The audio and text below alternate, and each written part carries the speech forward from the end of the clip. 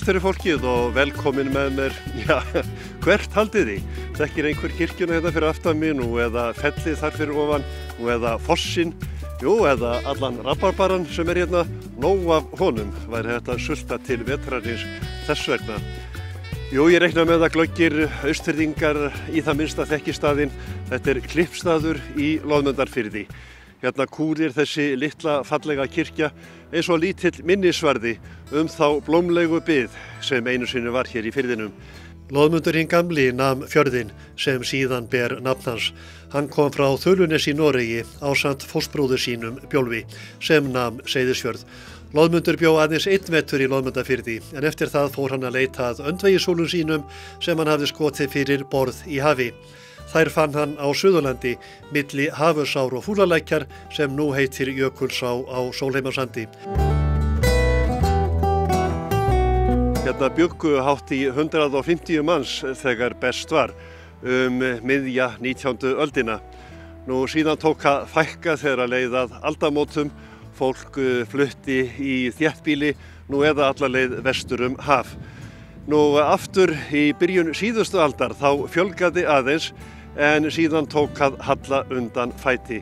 Hvert bílið á eftir öðru fór í eyði. En hérna voru þegar flest var það bili 10 bíli og jafnvel fleiri ef öll litlu kotbílin eru talin með. En hérna var blómleg byggð og fólkið undi glatt við sitt. Það voru björgunarsveitarmenn frá Seyðisfirði sem skutluðu okkur yfir í Loðmundarfjörð á mun hraðskreiðari bát en Loðmundur hinn gamli hafði yfir að ráða. Ferðin tók ekki nema nokkrar mínútur en félagar í björgunarsveitinni stóðu í ströngu linnulítið í allan vetur við að bjarga fólki úr snjósköflum á Fjarðarheiði. Sjóferðin var því kærkomin tilbreyting fyrir strákana. En hvers vegna skildi Loðmundarfjörður hafa farið í eyði? Sjálfsagt fyrst og fremst samgönguleysi, það var ekkert, það var aldrei vegur hérna, ekki sem hægt að kalla. Hann verður nú nánast ekki bílfær fyrir 1995. Það var þetta bara slóð sem hann var lokuð 10 mánuði árið eða meira. Og þar leiðandi sjálfsagt verið erfiðar að búa hérna alla drætti og annað. Það er sjálfsagt aðal orsökin það fór í eyði. Þessi fallega og látlausa kirkja hér á Klippstað var byggð árið 1898. Reyndar eru hér ýmsir munir eins og til dæmis grátuttar og altarið úr eldri kirkjum staðarins. Nú eins og gefur að skilja þá sátu hér margir prestar í gegnum tíðina. Sumir stöldruðu lengi við og undu glaðir við sitt en aðrir stoppuðu stutt.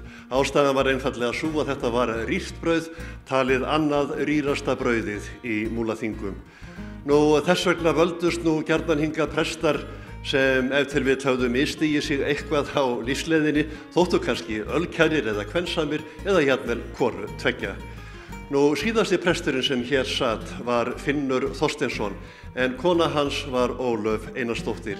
Það voru mikil harðindi sem gengu yfir íslensku þjóðina á 19. öld og Loðfirðingar fóru ekkert varhluta af því. Það voru ekki bara náttúruleg harðindi, það voru líka ýmsar plágur sem hjuggu stór skörð í raðir Íslendinga. Nú Loðfirðingar fóru ekkert varhluta af þessu. Þetta var til dæmis barnadauði mjög algengur á 19. öld. Talið að það bil þriðjungur fæddra barna hafi ekki komist til fullorðins ára. Hins vegar kemur í ljós þegar sagan skoðuð að til dæmis barnafræðsla var hér með ágætum. Hérna var starfandi framfarafélag sem reyndi að styrkja skólahald og einnig að styrkja ungmenni til þess að fara til náms lengra til. Nú einn þekktur skólamaður, Ísak Jónsson, til dæmis héðan á firðinum, kenndi við Fassskólann hér í Loðmundarfirði einn vetur en þekktastur hann fyrir skólahald sitt í Reykjavík. Það oft skólinn sem skiptir máli þegar verið að halda saman samfélagi. 1963 fór síðasti kennarinn úr Loðmundarfirði, fluttu í burtu. Nú og það var eins og við manninn mælt, þegar síðasti kennarinn var farinn og skólahald aflagt, þá fór síðasta fjölskyldan 1967 frá Stakkahlíð. Nú Kristinn Halldórsson, bóndi á Sævarenda, bjó þar í nokkur ár eftir þetta en að lokum varð hann að gefast upp líka. Það ef til vill ómikið sagt að Loðmundarfjörður sé eyðifjörður, því á Sævarenda eru þau Óli og Jóhanna með rausnar bú. Búpenningur þeirra slagar hátt í 4.000 gripi. Sævarendi stendur undir Gunnhildi, tignarlegu fjalli, sem sagt líkjast fjalli á æskuslóðum Loðmundar í Noregi sem heitir sama nafni. Hvernig gekk varpið í ár? Það gekk mjög vel. Það hefur, held ég, aldrei verið svona, gengið svona vel. Hvað heldur þú hafi verið með mörg hreiður? Já, það nú ábyggilega milli 3.000 og 600 til 4.000. Eitthvað á því bili, ég hef aldrei talið það sko. Þannig að það má kannski segja að þú búir hér með einar 4.000 skepnur ef út í það farið. Já, eða 4.000 eða 8.000, það fylgir bliki hverju kollu, svolítið að.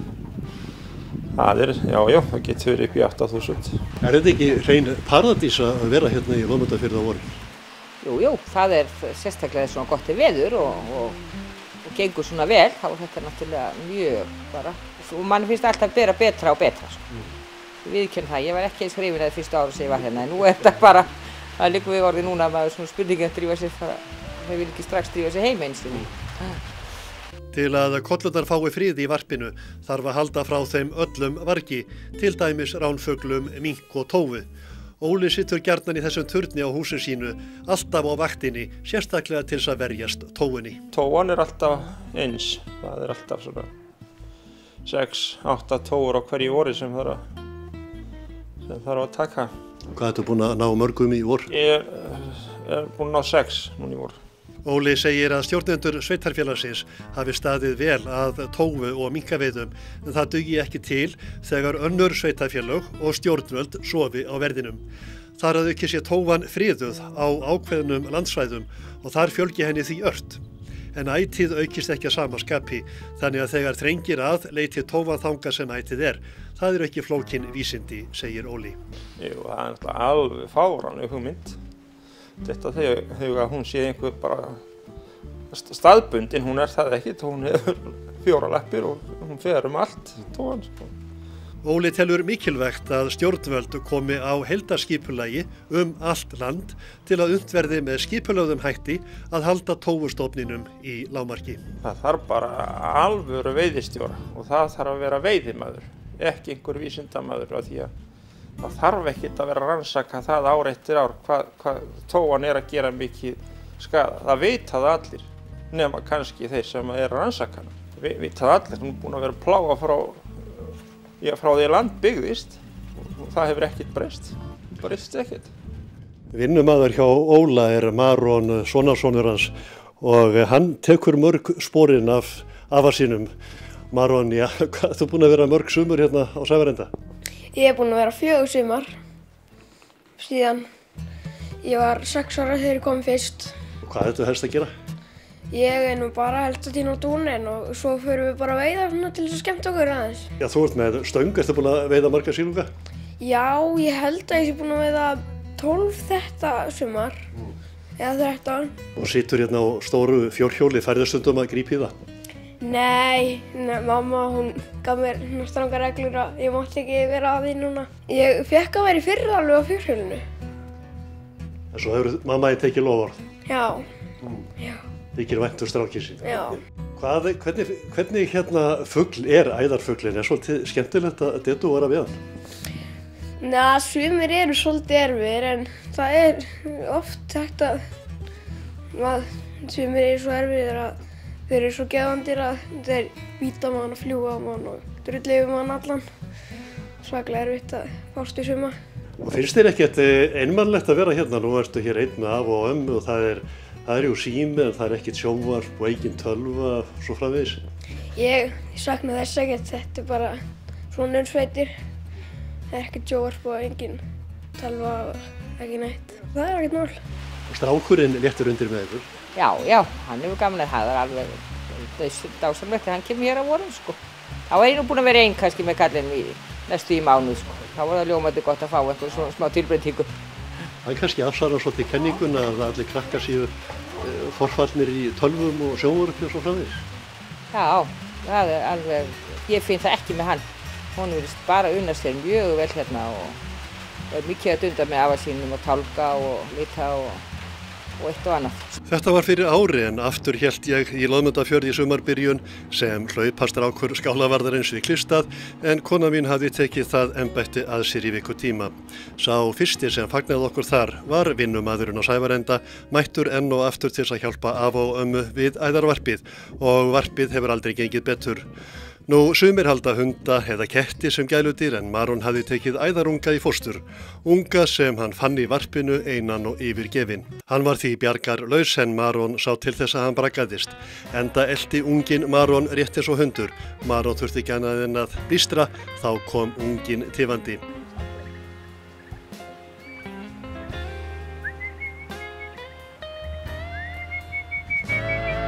Þeir geta sumir synd á læk og tjörn og sumir verða alltaf lítil börn en sólin gyllir sund og bláan fjörð og sameinar með töfrum loft og jörð. Ég heyri fjarska villtan vængja þitt varpan leikur draumsins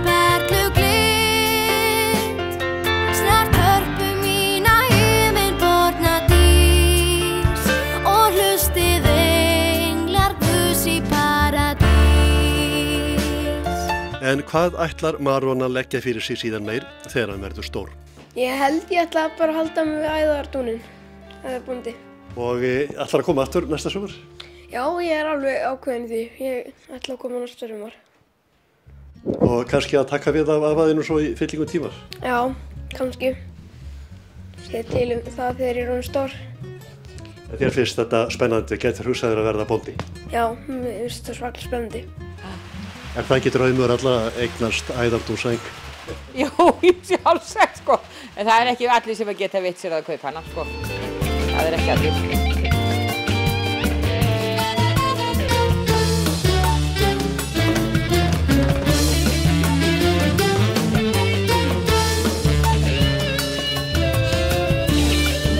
Þegar kom að heimferð úr Loðmundarfirði var landleiðin enn ófær. Björgunarsveitamenn hlupu aftur undir bagga og sóttu okkur í lomman eins og stundum er sagt eystra. Fellamaðurinn Vilhjálmur Ólafsson frá Urriðavatni var skipstjóri en hásettar hans voru Kristján Kristjánsson og Helgi Haraldsson. Þeir félagar buðu upp á útsýnistúr í leiðinni, þó skeggnið hefði mátt vera betra, en það var dulúð í þoku suddanum.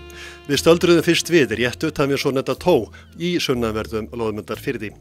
Þar er hægt að sigla inn í mjóa klettaskóru sem endar í eins konar helli.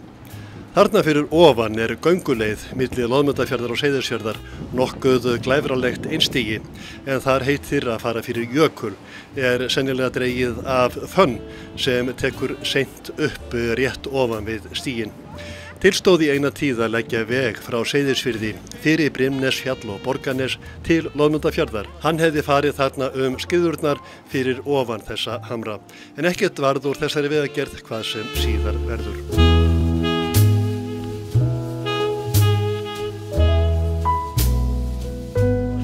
En nú þverfum við Loðmundarfjörð og siglum beint yfir að landsenda og áfram norður með hrikalegri ströndinni.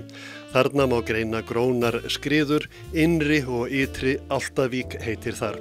Þarna var búið í eina tíð að því er sögusagnir herma varðandi innrivíkina en í ytri víkinni var búið fram til 1904.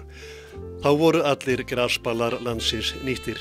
Ytri Álftavík var skeið sjálfstæð jörð fyrrum hjáleiga frá Húsavík og löngum nýtt þaðan. Forsenda búsettu þar var Lotna, eins konar höfn frá náttúrunnar hendi með þröngri innsiglingu að skjólgóðri lífhöfn. Fyrir ofan bakkana eru rústir bæjarins. Þarna voru 16 manns í heimili á 19. öld. Þarna var gerlegt að fóðra 1 til 2 kýr og nokkrar kindur sem fóðruðust vel af rekaþara. Björgin var fyrst og fremst dregin úr sjó. Álftavíkur þessar eru syðst á svonefndum Víknaslóðum, en það er samheiti yfir eyðibýðir allt frá Bakkagerði í Borgarfirði eystra að Álftavíkum. Raunar er Loðmundarfjörður oft talinn með Víknaslóðum, en þarna er hver víkin af annari. Það má nefna Brúnavík, Hvalvík, Kjólsvík, Breiðuvík, Herjólfsvík og Húsavík. Við skulum fara úr Álftavík í hugarflugi til Húsavíkur sem var ein eftirsóttasta jörðin á Austurlandi á sínum tíma. Ég kom þar í heimsókn fyrir 2 árum. Hér er vel við haldið kirkjunni og eins gamla bænum. Ég heyrði Magnús, móðurbróður minn, elsti sonur þeirra, ömmu og afa. Hann sagði að það hefði einu sinni verið 1400 fjár sem kom hér af fjalli. En þið afkomendurnir, þið haldið jörðinni við? Já, það er eiginlega bara okkar svona hjartans mál, öllum. Við reynum að koma hér eins mikið og við mögulega getum. Og njótið kyrrðarinnar? Já, hér er, það er þá alveg nýtt núna, nýjasta ef það væri aðeins sagt að kalla það væri símasamband, annars hefur það ekki verið. Og hér er ekkert rafmagn og við sofum vel af því það er engar leiðslur eða rafmagn sem truflar. Sól og eldavél sem bara hittar upp húsið. Hér gerði einu sinni heljarmikinn hvell og þá fauk gamla íbúðarhúsið með mannahús. Já, það var 1938.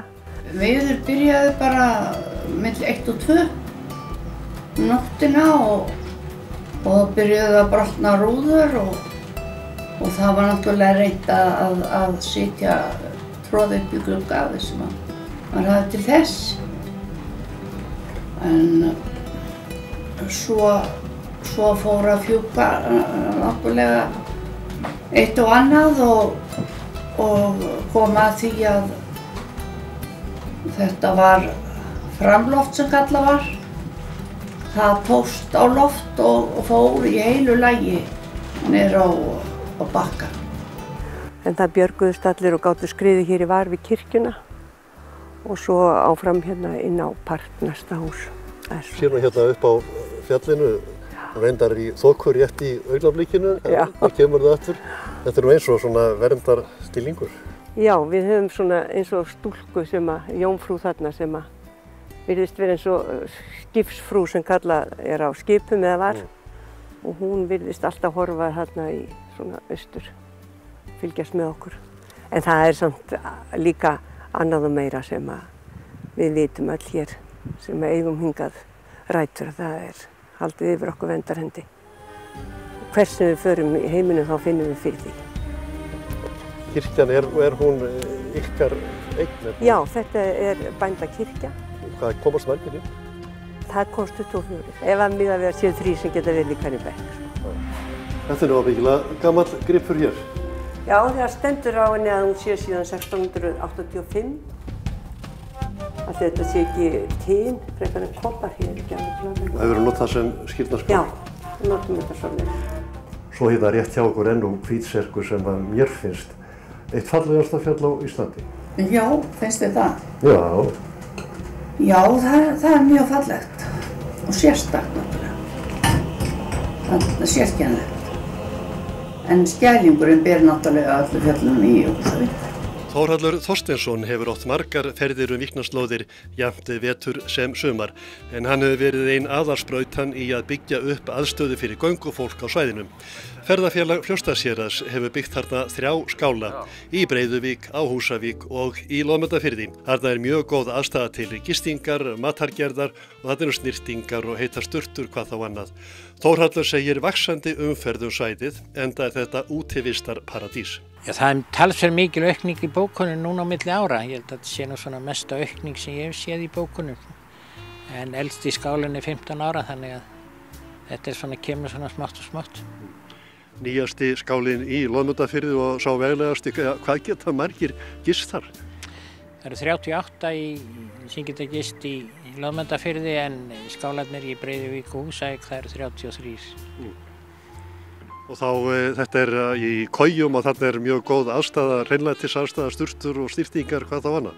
Já, þetta er svona taldir með svona betri gönguskálum á landinu. Margir nýta sér skálana sem hvíldarstað milli gönguferða. Það til dæmis kjörið að ganga frá Borgarfirði til Breiðuvíkur, þaðan í Húsavík og síðan í Loðmundarfjörð. Loka áfangin gæti svo verið Hjálmárdalsheiði til Seyðisfjarðar. Talsmenn ferðafélagsins segja kjörið að njóta náttúrudýrðar í kyrrð þessara eyðibyggða í stað þess að þeysa landið þvert á endilangt með tilheyrandi kostnaði. Jú, ég held að það veri tilvalið að bara bóka sig og fara á stað. Ég held að það sé vel til fallið. Það er líka komið gott sumar.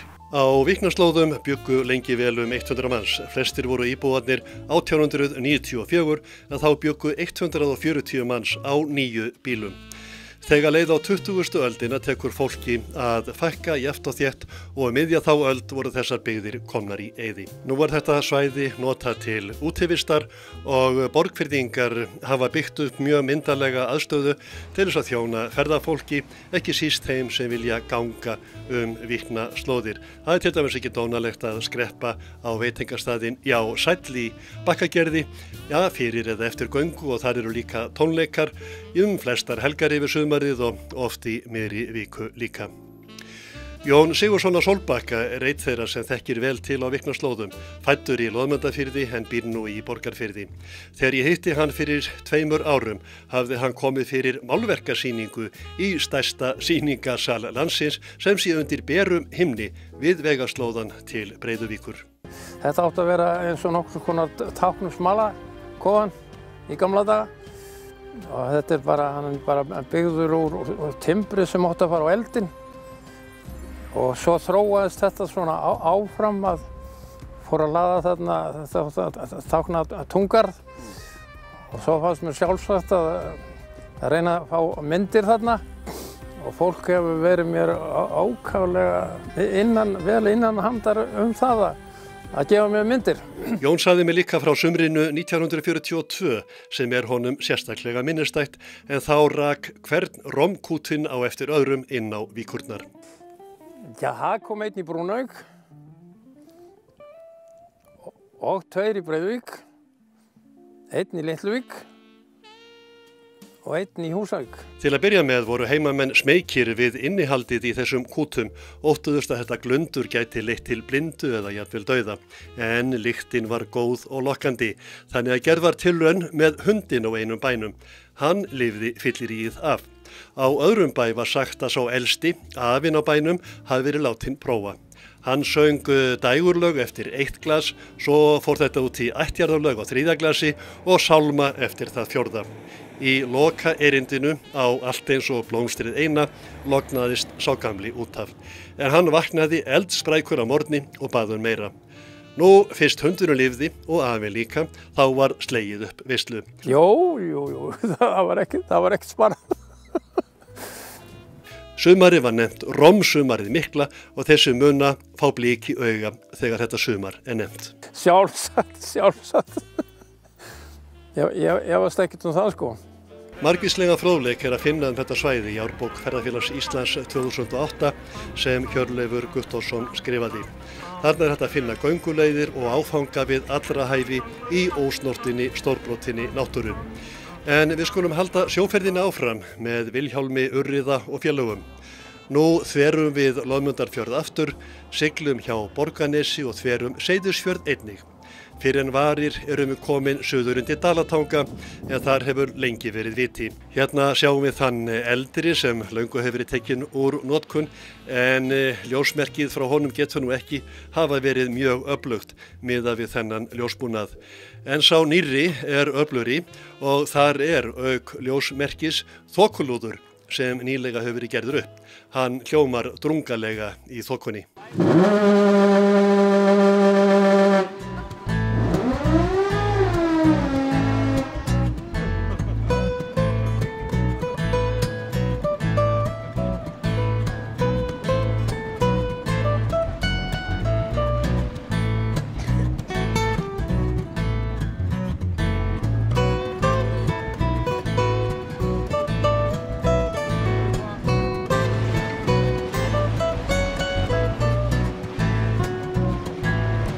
Við stöldrum við suður undir Tröllanesi og dólum síðan norður með Jötnum. Þarna einstök náttúrufegurð og litadýrð og yfir okkur gnæfir svo Skálanesbjarg. En nú þótti skaparanum sem við höfðum séð nóg að dýrðinni. Hann hellti yfir okkur vatni úr skálum sínum, þannig að við sáum okkur ekki annað fært en sigla inn á Seyðisfjörð, rétt eins og Bjólfur gerði forðum.